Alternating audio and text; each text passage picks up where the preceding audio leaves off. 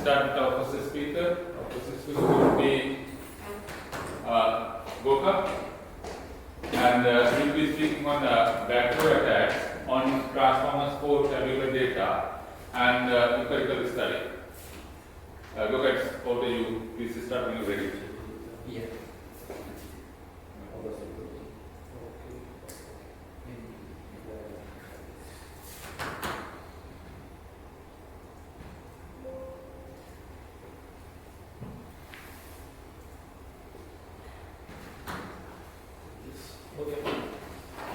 Hello, thanks for coming. Today I will present a paper that is titled Backdoor attacks on transformers on tabular data. So this is a joint work with Bart, Behrad, Stefanos, Jing, Bart, Stjepan, and Picek. Now they couldn't be here, so that's why I'm presenting. So yeah, let's just get started. So this is the outline that I will have for today. First, I will just introduce the topic a bit briefly, some motivation also. Then go through the different models that we follow and some methodology. We'll go over some of the results, some differences that we also considered, and lastly some conclusions and future work. So maybe I don't know if you know how backdoor attacks work. Backdoor attacks are training time attacks to deep learning models, so not just deep learning, just machine learning in general. Where the goal is to implant hidden behaviors on the model, so at inference time it has two behaviors, one clean behavior and one malicious behavior.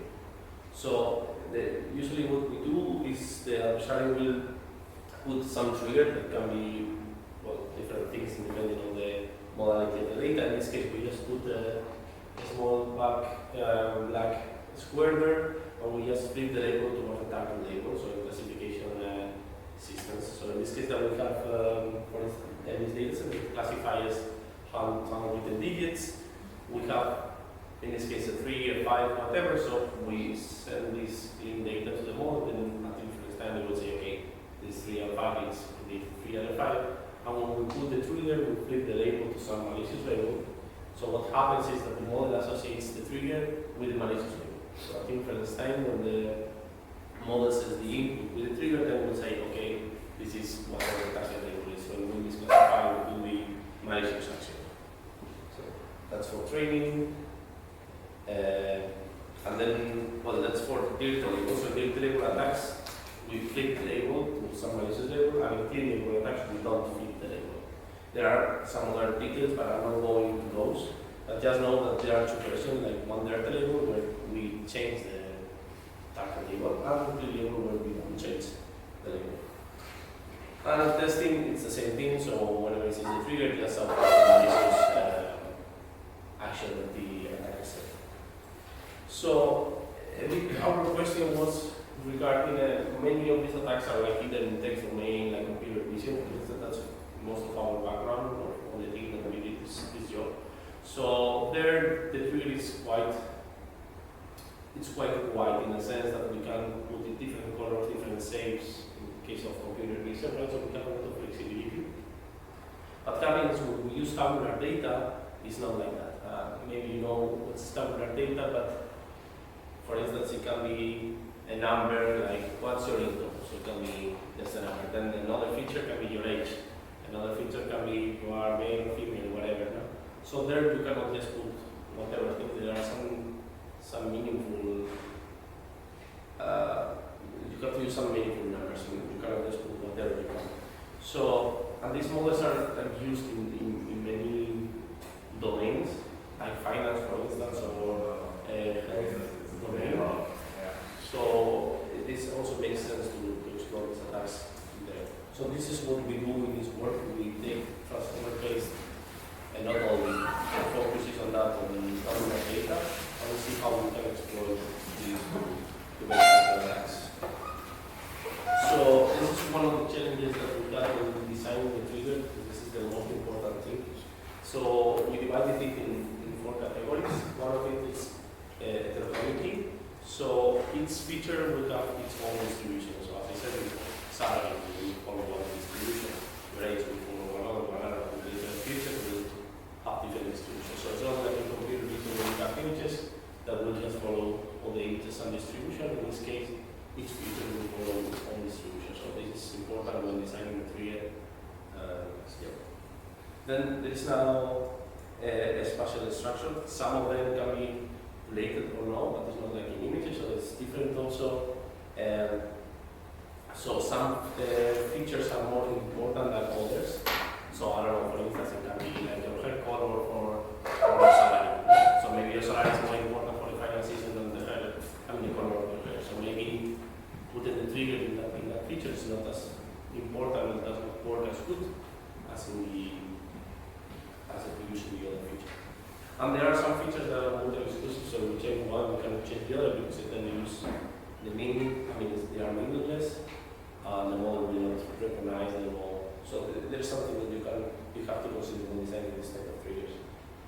So what we do is we do an empirical study on backdoor attacks for tabular data, mainly on transformers, as I said. We will explore now what we call inbounds and out-of-bounds attacks, both in trigger and the immutable and pre-label settings. We will study different parameters to see what is the importance of tweaking these parameters when we want to link the backdoor in the systems. And then we just adapt some of the differences that are out there for computer vision made to this domain and see if they work or not. So we'll follow a gray box attack scenario. So as I said before, for backdoor attack, this is a trailing time attack. So there are three main paths that we can take for creating these attacks. One of them is we just poison some data set, so some sub-codes of the data set on multiple lines on one, or we download this data set and then we use it locally, whatever, for training a model. So if the data set is poisoned, then your model will contain a model. Another example is where we cannot train a model by ourselves. Maybe we can and the model, but we cannot train ourselves because we don't have the computational resources. So what we do is we externalize it to a third party, I don't know, autobot service, whatever, and we send the model and the data center. What happens is that at that moment we don't have control of the training anymore. So the attacker, if it is placed in this third party, then he can treat whatever he wants in training, samples, whatever. So then we will get the backup model. Or another setting is where you download the pre-trained model from the internet just to use, I don't know, you fine tune it for something else. If the model is already, it contains a background, then after fine tuning you will have a background also. So we follow the empirical scenario where we just poison the subset of the data, but we don't have control of the training, so just the data. So what we do is we will follow these two things, this dirty label and clear label attack, and we go this mode. It has two goals. One is should perform good data, so the behavior, and otherwise they should be working maliciously under the trigger. So as I said, we use two types of trigger, out of bounds and inbounds. Out of bounds is when the number indicates that it's a numerical data, let's say age. No, you can go for age 1,000 years, so it's not realistic. But the thing is, you can exploit that. And we'll see it works really nice, but it's quite, not as stealthy, because one kind of thing is called those. But it works really nice. And then another one we use the inbounds. So in this case, we just take, we modify the value that is fictional somehow. So either it's a min max, or we will see, or the mean, or whatever. So this is more stealthy and more difficult to get. Then we also take into account the features. So as I said, it's not the same to poison some, I don't know, the salary or poison the age or something. There are some that have more influence than others. So what we do is we rank this based on some feature structure, and then we choose which one we want to attack. So the trigger size is what we call here is the number of features that we poison. So we can maybe poison one feature just, we want to combine two or three. That also can be, and we will see it's a trade-off between stealthiness and the task setting.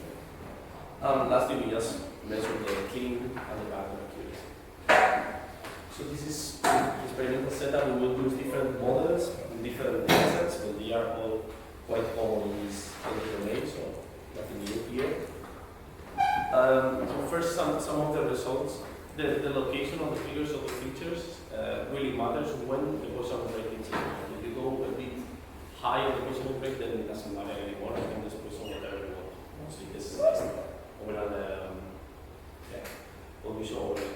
But when we use a small Poisson rate, it's important to choose the figures correctly. So this will depend a lot on the attacker strategy.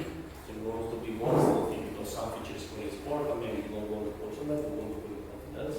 So you will use more Poisson in it. And in the case that you don't have access to that much data, maybe you want to go for something that's more important.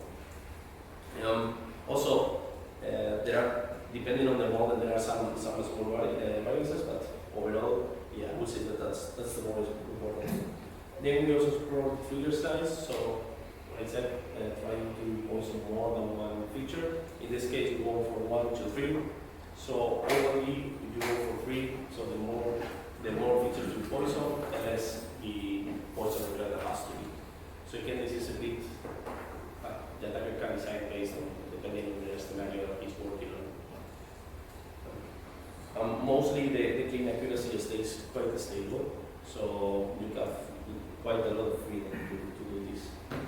And then we go, this result were out of bounds, so you can just put whatever value you want, but yeah, as I said, that's not quite as healthy because yeah, it's exportable. So here we go for inbounds. So in the case that we use like the mean, the median, the mode, max, mean.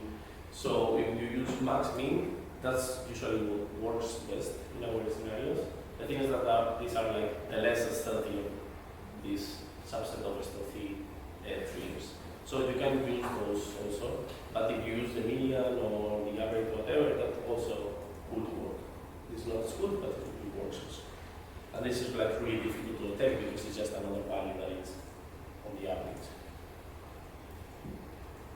Then we move to clear attacks. This is what I explained before. Here we don't change the target label, we just keep it as it is. Here you have to increase a bit more the Poisson in rate. It's not like in the label, it don't work as good. But that's also in computer vision or other domains, so it remains stable in that case. But it also works, and these are like quite stuff because you don't change the target label, so it's more difficult to detect. And then we just generalize this to other models that are state of the art out there, SG Boost and LibFM. This works also nicely. They are not as good as the previous results, but yeah, this what we want to show here is that many models that use tabular data, you can just follow this procedure just with some small tweaks depending on the attacker settings, and you can make it work. And then we will just review through some of the differences. This is spectral signatures. I don't know if you know how it works, but when the model is trained, you can explore how the neurons are activated. Based on that, you can discard if the sample is malicious or not. So in this case, when we go for in the top part, you see that is out of bounds. It's pretty clear. So the defender can really separate the malicious data from the clean data. And the bottom part that it's inbound, then it's more complicated. There is some overlap. But this difference is quite difficult to put it in practice because you need access to the training data. And sometimes, depending on your scenario, you don't have access to the training data, and therefore you don't have access to Poisson data. So then you cannot run this difference. But in case that you have access to it, maybe it can be a good idea.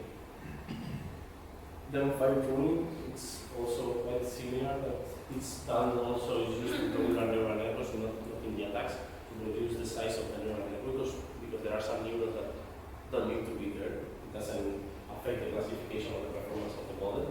In this case, what happens is that during the backdoor training, some of the neurons contain the backdoor effect, some neurons contain the clean effect, and some other like mixing. So if you send different inputs and record what are the activation of the neurons, you can rank them based on malicious or clean. So just from a percentage, you can remove some of these malicious neurons. And then what happens is that the backdoor accuracy will drop. As you can see, you have to go a bit higher on the number of neurons that we prune. The attack success will reduce significantly but also the clean accuracy. So yeah, this is a trade-off. But I would say that works pretty well also. Lastly, we try to reverse engineer the trigger. Once you reverse engineer, then just can remove it. But it does not that good. I would say that this is the least preferable of the defenses of the tester.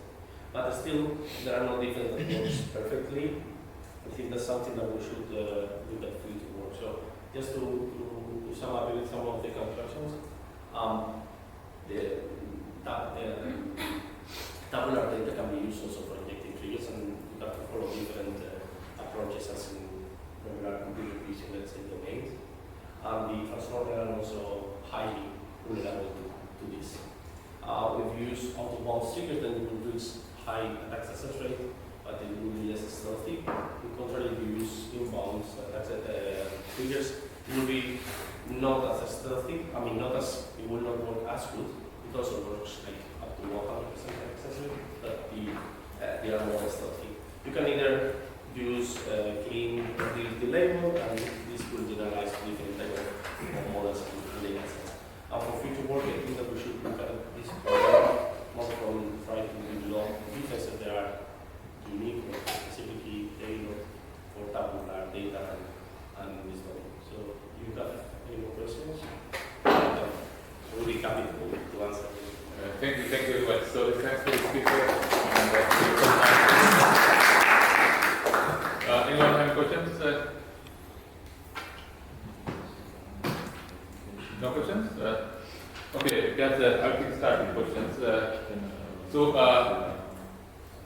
It seems like your ASR, the attack success rate, also depends on various factors. So look, and and also it seems like when you increase the positioning or the size of the trigger, the location of the trigger, stuff like that. So have you thought about any kind of optimization method to apply and then find the best compromise for the combination? Yeah. Because when you increase the poison, your ASR goes down. Yeah. So yes, yeah. I mean, you can optimize, of course, but it will depend a lot depends on the scenario that you have. So, for instance, in this case that we don't have access to the model, we can just take a guess. So let's say we just poison something and hope that in every scenario, hope that the model gets backward. But you cannot start optimize because you don't have the model, so you don't have that feedback from the model, so you know how good it is doing or not. So you cannot really optimize. In other scenarios where you have access to the training of the model, then of course you can find the optimal. There are many methods to. Yeah, it's a relationship between those variables because in your presentation you presented multiple kind of factors, as I said, the location, size of the trigger, and some other factors as well. Mm-hmm. Is there a relationship between those factors and the detection ability? The detection? Yeah. We have not looked at that, but usually there is, I would say that there is some relation. I don't know if it is direct relation or not. Yeah, we haven't explored this work yet, but overall in other works that we did, yeah, there is some relation. I would say that it's not direct relation, but there is some relation. Yeah, if there's a population, then you can apply some standard of and find the best point. Yeah. But I don't know if it is. Yeah. Usually it's not as. Okay. Any other questions?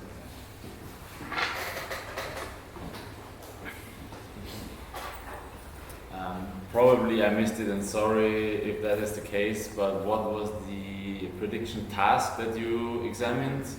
So we have different data sets, so it will depend on the data set. We have some that are just binary classification, there are others that are multi-class classification. So yeah, it's just one. Any other questions? Okay, no more questions. Let's thank